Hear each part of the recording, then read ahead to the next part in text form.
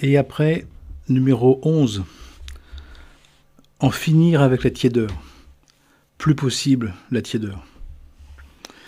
Dieu vomit les tièdes. Qui appréciera un repas qui n'est ni chaud ni froid? Qui apprécie quelqu'un qui nous dit « Je t'aime peut-être, peut-être pas. Je t'aime bien, je t'aime pas. Je te dis oui, mais peut-être. Non, et je sais pas encore. » Et spirituellement parlant, on nous dit que c'est la même chose. Que la tiédeur, c'est quelqu'un qui ne fait ni du bien, ni vraiment le bien, ni vraiment le mal. C'est quelqu'un qui, finalement, n'apporte rien. Et là, mais il ne provoque, il n'influence, il ne participe ni au mal, ni au bien. Il végète, il paraisse, il est planté là, mais il n'apporte, il n'ajoute rien.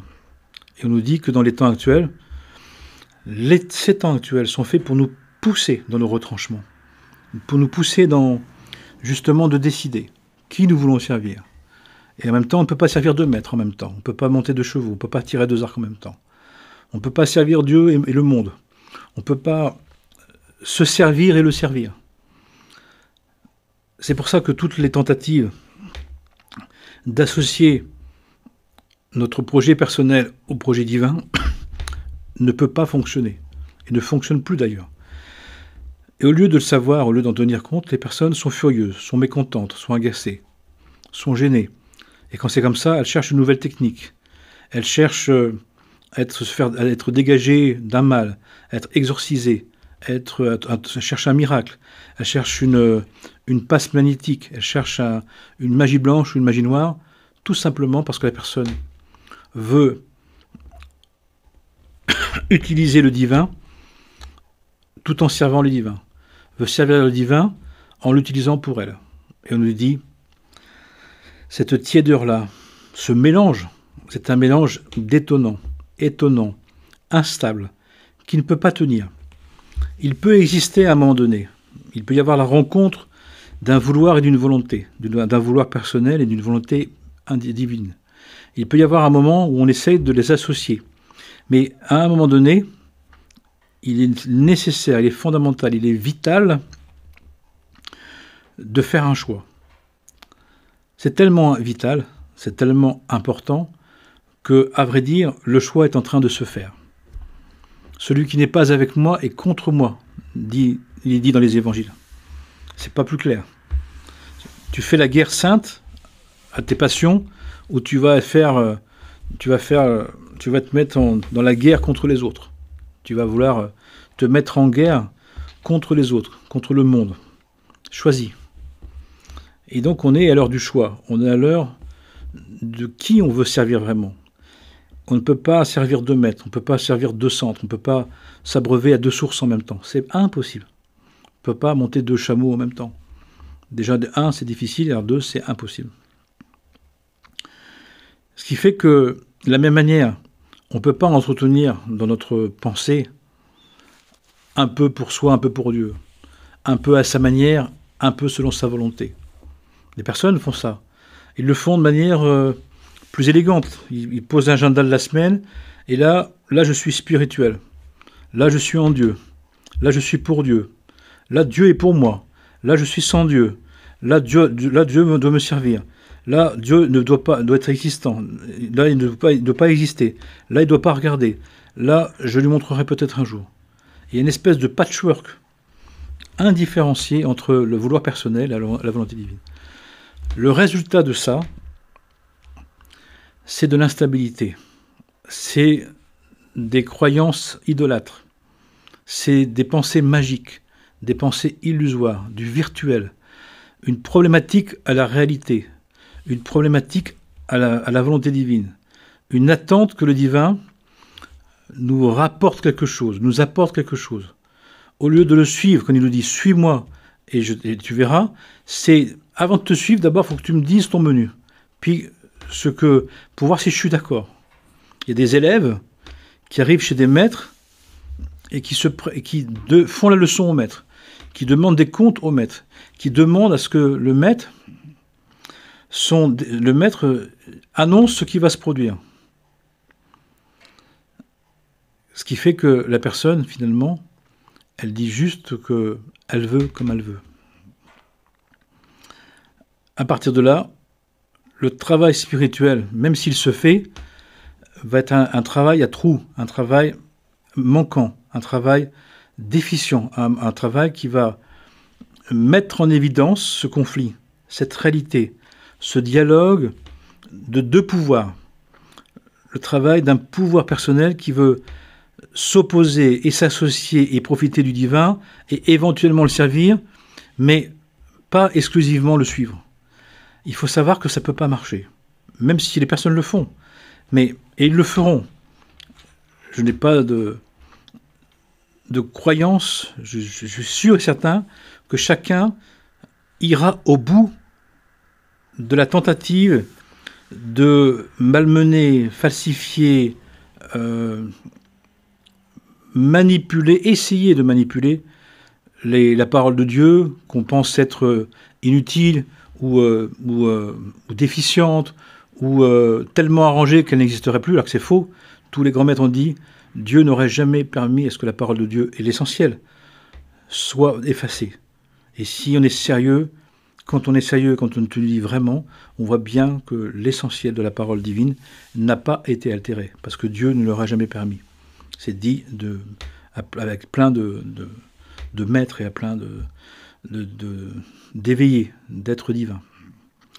Mais on aime le se faire croire, comme si finalement les évangiles, la Torah, le Coran, les Upanishads, la Bhagavad Gita et tous les autres textes du monde, béni soit-il, le Tao, etc., et d'autres encore, l'Avesta, etc., et d'autres, étaient pas de la parole divine, mais étaient des paroles des hommes.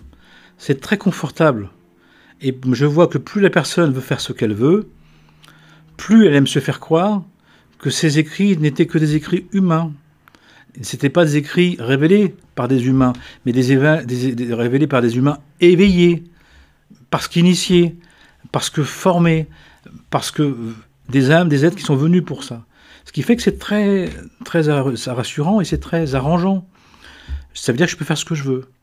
Donc, l'idée dans notre égocentrisme, notre hyper-narcissisme, notre racontage énorme, notre blabla continuel, on aime se faire croire qu'on peut faire ce que l'on veut des enseignements, que ce n'est pas la parole divine et qu'on peut la manipuler. On ne peut pas faire ce qu'on veut. La parole divine, elle est active, et la parole divine, elle ne se laisse pas faire. Et le divin, il nous l'explique, il nous le montre à un moment donné. Inévitablement. C'est pour ça qu'à un moment donné, il faut savoir que la tiédeur, le mensonge, le racontage, ces espèces d'arrangements qu'on fait, ces espèces de cuisine moderne, entre ces impressions, ces intuitions personnelles et les enseignements, à un moment donné, deviennent incompatibles, deviennent non miscibles, non associables. C'est une forme de pactisation, ce n'est pas une alliance, qui fait qu'à un moment donné, comme dit Hildegard de Bingen, il y a des personnes qui sont des éclipses spirituelles. Comme d'autres disent, ce sont des illusions spirituelles ou des égos spirituels. C'est-à-dire des personnes qui peuvent être très brillantes pendant un moment, ou sur un temps court, ou sur un week-end, ou sur un moment, mais au quotidien, dans le concret, dans la relation, dans le réel, qui est le test, qui sont les tests. Réel, la confrontation à la vie, à la mort, à l'argent, à la matière, à la relation, aux obligations. C'est là où on voit, au réel, donc c'est là où on voit dans quelle véritable application et implication nous sommes. Et là, on ne peut pas être tiède.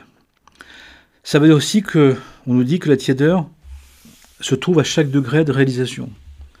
Si on a réussi à être dans le degré 2 d'intensité, à un moment donné, ce degré 2, qui était intense, devient tiède, parce qu'on doit acquérir le niveau 3.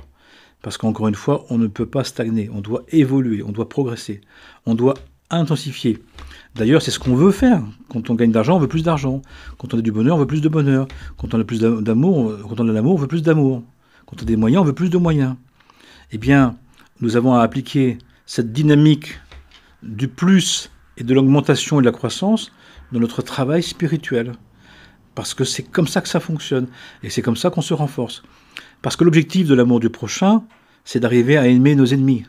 Ça ne veut pas dire qu'on est d'accord avec nos ennemis, ça veut dire qu'on ne va pas les dénoncer, ça ne veut pas dire qu'on ne va pas se battre, mais on va les aimer. On va être capable de dire quelque chose à quelqu'un sans lui en vouloir.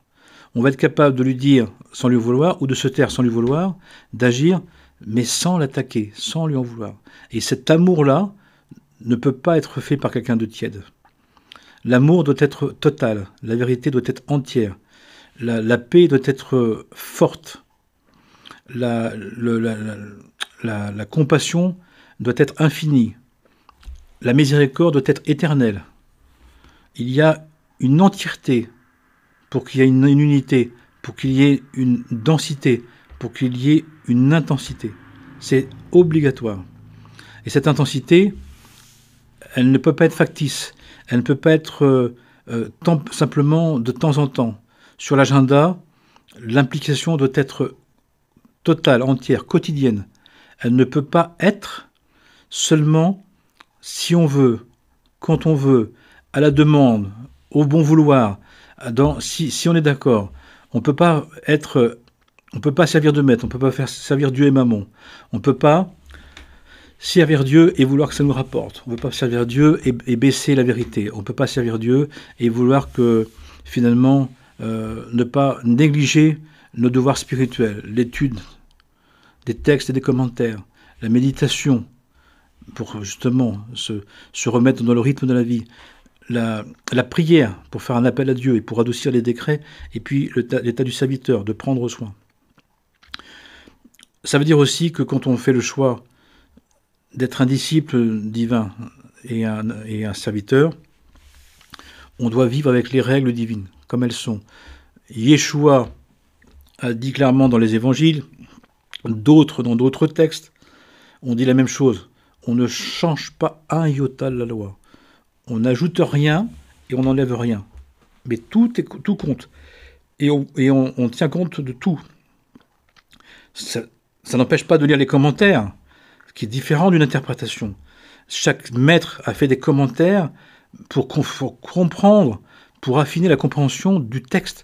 Mais jamais il y a eu une interprétation libre, personnelle, comme si on pouvait dire ce qu'on voulait. Ça n'existe pas dans la tradition.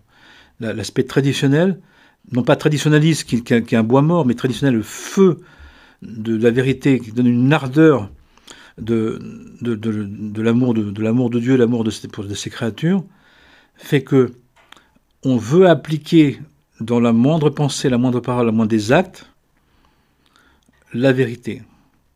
Et dans les évangiles, ou dans la Torah, ou dans le Coran, ou dans les autres textes du monde, béni soit-il, tous, sans exception, il y a tous les attitudes, les comportements à avoir, très clairement. Et ce n'est pas négociable, ce n'est pas discutable. Qui a connu des maîtres sait qu'un maître ne négocie jamais la vérité. C'est pour ça aussi que quelqu'un qui vient questionner la vérité, qui vient demander à comprendre la vérité, il est reçu.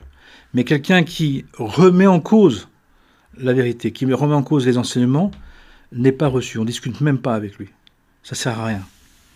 Parce que quelqu'un qui n'est pas d'accord avec le même référentiel, on ne peut pas travailler ensemble, on ne peut pas vivre ensemble, on ne peut pas communier ensemble. Ça veut dire ça aussi. C'est pour ça que c'est tellement important que le centre, que le liant, que la source soient les enseignements spirituels. Et les enseignements du divin nous amènent à l'amour du prochain. C'est équivalent. L'amour de Dieu amène l'amour du prochain. L'amour de la véritable nature de Dieu nous amène à l'amour véritable du prochain, qui va jusqu'à aimer nos ennemis, qui va ne pas faire de différence entre notre famille et les autres. Qui est mon père, mon frère, ma sœur? C'est celui qui vit la parole de Dieu. Celui qui aime plus son père ou sa mère ou ses fils et sa fille n'est pas digne de cet amour, n'est pas digne de ce lien-là. C'est pas rien d'entendre ça. Qui n'est pas avec moi et contre moi. Dit dans les textes. Ce n'est pas des paroles en l'air, ce n'est pas des suppositions, ce n'est pas des propositions complémentaires, supplémentaires, superficielles. Si on veut, un jour, quand on voudra. Non, ce sont des paroles divines qui sont absolues, que nous avons à assumer si on le veut. C'est un choix de vie. Il n'y a aucune obligation. Mais qui veut vivre avec les règles du jeu du divin doit vivre avec les règles du jeu du divin. Si je veux jouer avec les règles du Monopoly, au Monopoly, je dois accepter les règles du Monopoly. Je peux les questionner pour les comprendre, mais je n'ai pas à les remettre en cause. Si je remets en cause, on ne peut pas jouer ensemble. C'est aussi simple que ça. C'est la même chose spirituellement parlant. Ça veut donc dire que la tiédeur, elle doit être supprimée. Et on voit à quel point on peut vite être faible, tiède, lâche, impuissant, tourner sa veste, dénigrer. Il y a tous en nous celui qui trahit la parole. Il y a tous en nous celui qui veut modifier la parole, qui non pas qu'il la commente, mais qui l'interprète. Il y a tous en nous quelqu'un qui veut profiter de la parole. Il y a tous en nous quelqu'un qui veut réduire la parole, la portée de la parole de Dieu. Mais la parole divine, elle est absolue, elle est entière. Elle est pour toutes les situations, dans tous les temps. Tu as fait ton devoir, tu es un serviteur. Tu as fait ton devoir, c'est normal. Attends-toi. Tu n'as rien à attendre de plus que d'être revenu au degré de l'âme divine. On ne va quand même pas te féliciter d'être revenu comme l'être divin que tu es. Mais les personnes disent, moi je veux que ça me rapporte, je veux que ça m'apaise. La tiédeur, c'est ça aussi. C'est je veux des choses, que ça fasse des choses que ça n'a pas à faire. J'attends des choses que ça n'a pas à faire. Je veux que ça fasse comme je veux. Je veux que ça me rapporte, que ça me soulage, que ça me guérisse. C'est possible. Mais tout doit être remis dans les mains du divin. C'est très exigeant, c'est très difficile, c'est très dur, c'est très fatigant. C'est pour ça qu'on doit s'y consacrer. Bien évidemment, encore une fois, c'est selon la liberté de chacun. Mais quelqu'un qui librement choisit de vivre selon le référentiel divin doit savoir que le divin ne va pas changer, adapter, transformer, améliorer, modifier sa parole, ses enseignements, ses vérités, pour nous faire plaisir, parce qu'on en a envie, parce que ça nous plaît comme ça. Les choses sont intangibles, sont non négociables, sont impératives. Nous devons le savoir. Je dis des évidences, à vrai dire, mais je vois que les personnes, même quand elles les évoquent, même quand elles les connaissent, ces évidences, elles les évoquent, elles les appliquent pas. Et elles les appliquent quand elles veulent, si elles veulent, si ça les arrange, si quand même ça fait pas trop d'effet, si ça fait pas trop de vagues. C'est pas possible. C'est pas possible. Et si on applique les vérités spirituelles et on fait ce qu'on a à faire, ça fait des vagues. Ça dérange. Ça agace. Ça fait du dénigrement. Ça fait qu'on peut être mis à l'écart. Ça fait qu'on ne pense pas à nous. Ça fait qu'il y a des trahisons. Ça fait qu'il y a des persécutions. C'est normal. Même si on le sait, mais sachons-le dans notre vie. Donc quelqu'un qui vient dire je crois en Dieu, j'ai foi en Dieu, et je ne comprends pas pourquoi ma vie n'est pas comme je veux.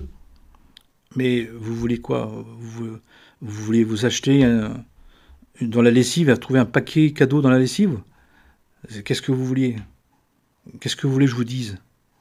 Ce que je peux vous dire, c'est que c'est normal. Mais pourquoi vous ne trouvez pas ça normal? Pourquoi vous pensez que c'est pas normal? Ah bah je pensais pas que c'était actif. Bah si, c'est actif. Et vous devez le savoir. Et si ça vous convient pas, arrêtez. Parce que c'est pas parce que vous le savez pas et que maintenant le sachant vous ne le voulez pas que ça va s'arrêter d'être actif. La parole divine, elle est active. La présence de Dieu, elle est active. La providence divine, elle est active. Encore une évidence, mais important de la savoir. On n'utilise pas la parole de Dieu pour rien. C'est dans les 10 paroles de vie, dans les 10 commandements. Ne prononce pas en vain la parole de Dieu. Ne te sers pas n'importe comment, ne te sers pas comme si c'était rien de la parole divine. Pourquoi? Parce qu'elle est active. Donc quand on appelle à Dieu, quand on fait appel à Dieu, Dieu nous répond à l'âme divine, à la vraie personnalité que nous sommes. Elle ne répond pas à la personnalité qu'on croit être, qu'on veut être, qu'on imagine être. C'est important de le savoir. Ce sont des évidences, mais il faut les renommer et les dire pour bien être clair avec ça. Si quelqu'un dit je prie Dieu et je crois en Dieu, mais ça ne fait pas la vie que je veux, il faut savoir que c'est normal.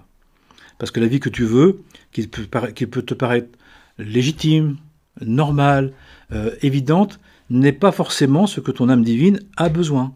Et le divin, lui, il nous répond comme l'être divin qui l'appelle, pas comme la personnalité qui l'appelle pour vouloir comme elle veut. Donc c'est important de le savoir. Surtout si on ne le fait pas exprès, surtout si on est dans la naïveté, dans l'innocence. On peut être naïf innocemment, on peut être innocent mais idiot. On peut être innocent mais idolâtre. On peut être innocent mais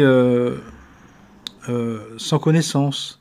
Qui fait que je demande, mais je ne sais pas ce que je demande. Mais si je demande au divin d'intervenir, le divin il intervient. Mais il n'intervient pas pour me faire plaisir. Pas comme on veut, pas comme on aimerait, pas comme on considère, mais comme lui considère. En accord avec notre âme divine. C'est sans doute pour ça qu'il y a une part de nous qui demande. Mais il faut que ça soit clair que notre âme divine, elle demande que la volonté de Dieu soit faite, soit celle qu'elle a prévue, qu'il l'a fait venir, qu'il l'a créée, qu'il l'a fait venir, et qui veut qu'elle s'accomplisse. Mais si on ne sait pas, si notre personnalité ne sait pas que son projet qu'il veut se faire croire, qu'il imagine, qu'il interprète, qu'il suppose, qu'il s'arrogue, qu'il se donne, mais si ce n'est pas le vrai projet de notre âme, eh bien la déception, la désillusion peut être très très très grande. Et c'est ce qui se passe actuellement. Des personnes reviennent vers le divin, quand ils y reviennent, mais avec une idée de croyance, de religiosité, de psychospirituelle, psychologique ou d'une spiritualité qui serait à la carte, qui serait selon l'idée de nous-mêmes, selon la compréhension de nous-mêmes. Mais on peut vouloir des choses alors que c'est pas du tout qui on est, c'est pas du tout ce qu'on doit avoir, c'est pas du tout ce qui a été prévu pour notre âme divine. Et là, la personnalité, elle peut être très déroutée, très défaite, très blessée. Et je vois des personnes qui sont blessées, qui sont meurtries, qui sont agacées, qui sont mécontentes parce que j'ai demandé à Dieu et il ne m'a pas donné ce que j'attendais. Vous avez pensé que Dieu était votre épicier ou votre site internet préféré? Dieu, c'est un être à qui on demande. Et c'est une demande d'abord, c'est pas une exigence. Et puis il répond, il a dit, je réponds par rapport à ce que tu es, ce que nous devons être. Mais ça veut dire que si on ne sait pas qu'on est un être divin, qui avons un projet, un premier projet, celui qu'on a bien oublié, qu'on a mis de côté, qu'on n'a pas cherché, donc on ne le sait plus, Dieu nous répond pour ça. Dieu nous garantit tous les moyens nécessaires pour que notre âme divine s'accomplisse. Il n'a jamais garanti de nous donner ce que notre personnalité égotique, égocentrique, qui se base sur elle-même, sur son propre idée d'elle-même, veut. Jamais. Donc si on confond les deux, si on ne sait pas la différence entre les deux, c'est assez normal qu'on soit assez dérouté, affligé, peiné, horrifié de ce qui peut se produire dans notre vie, tout en demandant la volonté divine. C'est pour ça que tout ça, toutes ces formes-là, c'est des formes de tiédeur, de laisser aller, d'incompréhension, de racontage, de composer entre son vouloir et la volonté divine. Même si à un moment donné encore, je répète, on le fait, on ne peut pas durer, on ne doit pas rester trop longtemps dans cette dialectique-là, dans l'idée, dans la croyance, dans le vouloir qui voudrait s'associer à la volonté divine et que ça fasse ce qu'on veut et que ce qu'on veut comme ça veut. Ça ne marche pas comme ça. Donc sachons-le, prévoyons-le et tenons en compte pour ne pas être saisis au point d'être foudroyés, au point d'être terrifiés, comme je vois des personnes qui sont surprises. Parce qu'en plus de ça, on nous dit une autre chose qui vient ajouter à tout ça, c'est que dans les temps dans lesquels nous sommes, en quelque sorte, pour dire simplement les choses, notre âme divine en a ras-le-bol d'avoir dû attendre autant notre personnalité pour adhérer à son projet. Je dis autrement, notre âme divine en a marre de notre personnalité qui n'en fait qu'à sa tête, qui veut que comme il veut, comme elle conçoit, comme elle imagine. Mais dans ces temps pré-messianiques, l'âme divine peut commencer à prendre la main. Elle commence à reprendre le dessus sur la personnalité. Ça veut donc dire que notre personnalité maintenant ne peut plus réfréner, empêcher, réduire, empêcher ou supprimer l'ambition de l'âme divine qui revient au triple galop dans le désir de Dieu. Et ce n'est pas parce que nous avons une personnalité qui repousse, qui réfute, qui refuse, qui dénigre, qui dit tout ça c'est n'importe quoi, toute la religion, les textes c'est n'importe quoi, ça ne veut pas dire que leur âme divine, que l'âme divine de cette personne-là n'a pas une appétence, un assoiffement, un désir de Dieu immense, inextinguible, incroyable. Donc ce qui fait que l'écart entre les impressions personnelles de soi-même, avec tout son racontage, son imaginaire, son blabla, et la réelle nature de son être, peut être dans une différence, dans une différence comme ça, dans un écart d'expérience et d'attente considérable, opposé, dans une totale incompréhension, dans une totale séparation. Mais comme le divin, dans les temps pré-messianiques, est en train de faire devenir l'énergie messianique, devenir la présence messianique, la présence des temps tout nouveaux, qui justement maintenant sont la nourriture, sont l'énergie, la présence, la substance, l'inspiration, le souffle, la lumière, la vérité, le soleil, le divin de l'âme divine et plus de l'âme animale, plus de l'âme naturelle avec son côté égotique, eh bien au mieux, l'âme naturelle peut avec son versant altruiste dire je vais essayer de trouver du plaisir dans ce désir de Dieu que mon âme divine est en train de retrouver. Et si on comprend ça, on comprend qu'en nous, on peut avoir deux versions nous, mais qui s'opposent vraiment, qui se font face, que ça fight, que c'est chaud, que c'est difficile, que c'est douloureux, que c'est intense. Parce qu'on peut avoir des addictions, des passions pour le monde, des passions du monde et du monde des passions qui nous agit très très fort, et en même temps avoir notre âme divine qui sent comme un cheval, comme un animal qui sent l'écurie arriver, qui sent le foin, qui sent la paille, qui sent les céréales, qui sent l'eau, qui sent qui sent la nourriture, sa nourriture, le pain de la manne qui revient vers elle, et qui veut la faire retrouver son élan, et qui veut pas simplement la faire retrouver, mais qui veut aussi qu'elle se réalise, et qu'elle croisse et qu'elle multiplie, qu'elle se développe. Si on sait ça, on peut comprendre pourquoi on est aussi tiraillé, mais que ce tiraillement, maintenant, il va de plus en plus du côté de l'âme divine qui veut retrouver sa source et la vivre, et en vivre, et cet acquiescement volontaire, déjà attendu, cet assoiffement, peut être vécu pour l'âme animale au versant égotique, l'ego, comme on dit, comme une catastrophe.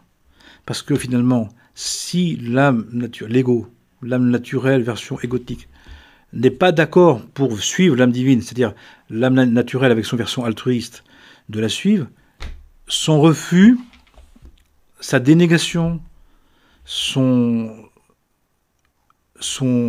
désaccord ne pourra pas empêcher, ne peut plus empêcher le processus de rappel, de retour, de reconduction de l'âme divine vers le divin.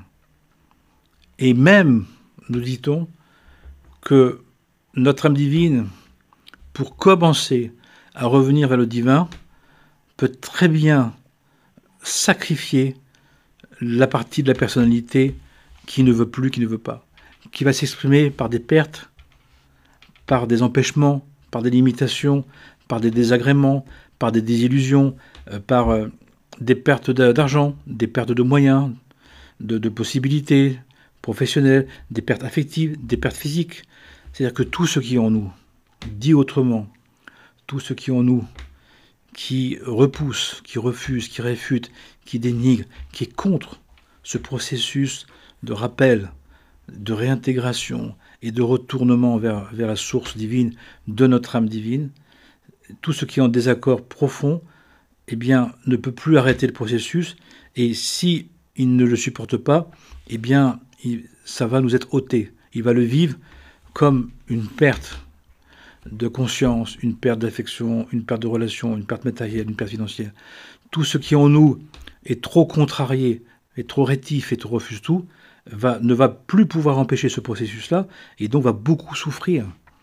Au lieu d'être... Et pour éviter de souffrir, il faut trouver en nous, dans notre personnalité, la part de l'âme naturelle encore altruiste, encore un peu consciente, encore dans une idée de beau, de bon, de bien, de vrai, de juste, qui peut adhérer à ce processus-là, mais qui va faire la transition, mais pas non plus longtemps, pas pour toujours, d'adhésion à l'âme divine, qui, elle, veut vivre vraiment, assurément, exclusivement, totalement, sans tiédeur, avec une toute intensité, une toute vaillance, la volonté divine intégralement, pour que ça puisse être supportable, pour que ça puisse nous permettre justement de ne pas vivre cette situation-là dans un état d'effondrement, de désillusion, de déception, qui n'est que la part de l'âme naturelle égotique, l'ego, qui refuse parce que cette part qui refuse, elle ne peut pas empêcher le processus, mais elle peut tellement être réticente qu'elle crée en nous une souffrance qui est suppure, une espèce de redondance. Je vois les personnes, redondance des mémoires, redondance du passif, redondance de la peine, de la tristesse, de la mélancolie, de la colère, de la dépression, de la haine, comme si finalement, qui représente cette part de nous qui refuse d'abandonner, qui refuse d'accorder, qui refuse d'accompagner la situation, alors même qu'elle ne peut plus la refuser. Donc autant trouver dans notre personnalité la part qui est d'accord d'aller vers ce processus inévitable, inarrêtable, impératif, sachons-le, qui est en train de se mettre en place pour que ça puisse être supportable, que la douleur de l'acceptation ne s'ajoute pas à la souffrance, que ne s'ajoute pas à la douleur de l'acceptation, la souffrance du refus de cette partie de notre personnalité qui s'est tellement établie sur une version à soi, une version comme je veux, si je veux, et les autres, j'en ai rien à faire, et Dieu, ou si ça me rapporte, que celle-là, elle ne peut plus être valable, elle ne peut plus résister, donc elle doit mourir dignement à son refus de la vérité. Pour cela, nous devons, avec la part de notre personnalité qui peut entendre le divin de belle manière et de l'accompagner pour, au fur et à mesure, basculer complètement dans l'acceptation de sa volonté pleine et entière, par l'étude, la méditation, la prière, le service, pour faire en sorte que nous puissions justement être dans une teneur d'être intense, vaillante, pleine et entière, une adhésion libre, pleine et entière, sans tiédeur, sans doute, sans incertitude, sans mélange qui ne peut pas tenir. Donc sachons que on ne peut plus être dans la tiédeur, on ne peut plus s'opposer à ce processus, et qu'il vaut mieux accompagner ce processus de retour vers le Père, comme on dit, retour vers Dieu, Père sagesse et Mère intelligence, retour vers le Père Mère de tout amour, que notre âme divine a attendu patiemment, mais qui dit maintenant à la personnalité, je t'ai laissé faire pour que tu puisses t'approprier ta propre vie et revenir vers Dieu. Mais la part qui refuse, qui veut définitivement se passer de Dieu, celle-là, elle ne peut que sombrer dans l'abîme. Elle ne peut que s'effondrer, qu'être foudroyée, qu'être annihilée, annulée. Et on le voit, elle ne peut vivre que cette dimension du rappel, du nouvel appel de Dieu, de cette nouvelle alliance consciente, volontaire, par adhésion libre, le vivre que comme une abomination, une désolation. Et pour éviter que de s'associer à cette part-là, qui doit mourir vivant, qu'on doit laisser mourir volontairement, nous devons prendre de notre personnalité, je le redis encore pour la 4e ou 5e fois peut-être, nous devons prendre la part de notre personnalité qui, par son altruisme, son désir de paix, de bien, de beau, de vrai, de juste, veut participer, suivre l'âme divine dans sa quête retrouvée, dans sa quête réinsufflée, dans sa quête réentendue. On dit que l'âme divine, chaque jour, entend le chant divin, et de plus en plus, que le rappel du chant divin est en train de se refaire, que à l'aube, avec les anges, notre âme divine est en train de regoûter à ce chant divin, à la parole de Dieu qui chante et qui nous rappelle, qui nous appelle pour devenir. À chaque être humain. Et c'est ce qui est en train de se passer. Donc puissions-nous le concevoir, ne comprendre que la tiédeur ne va plus tenir. Le tiédeur, c'est aussi le composer. Maintenant, dit de manière moderne, cette espèce de vouloir composer entre sa version, la version divine, l'interprétation. J'aime bien les personnes qui interprètent. Ils prennent des bouts des textes et puis ils en font ce qu'ils en veulent. Et puis quand ça marche pas, ils remettent en cause les textes. Je dis, mais attendez, mais c'est pas ce qu'il dit dans les enseignements. Puis c'est pas ce que ça veut dire, ça. Donc, et en plus de ça, il y a la dénégation d'une espèce d'arrangement et de patchwork. On a découpé des mots, on a fait des phrases à sa manière. Et en même temps, on a perdu le sens. Parce qu'on disait, non, mais c'est des paroles d'humains comme moi, donc je peux en faire ce que je veux. Non, c'est la parole de Dieu. Et la parole de Dieu, pas un iota, ni à rien à ajouter, ni à rien enlever, mais tout commenter, c'est-à-dire approfondir. La notion de commentaire, c'est de comprendre de plus en plus le sens profond des choses, du sens littéral, un sens allusif. Ça fait allusion à quoi? Le sens allusif a un sens intérieur, du vécu, de l'expérience, et le sens mystérique, le sens de la révélation. 4 degrés qu'on retrouve dans tous les textes sacrés, et par association ou par universalité aussi dans les êtres. On peut le retrouver aussi, on peut le vivre aussi. Amen et Amana, que le Saint-Nom divin nous bénisse, nous guérisse, nous soulage et nous conduise vers lui pour le bien de tous les êtres. Que la paix soit sur nous, en nous, tout autour de nous et entre nous, pour le bien de tous sans exception possible et imaginable. Amen, shalom, salam.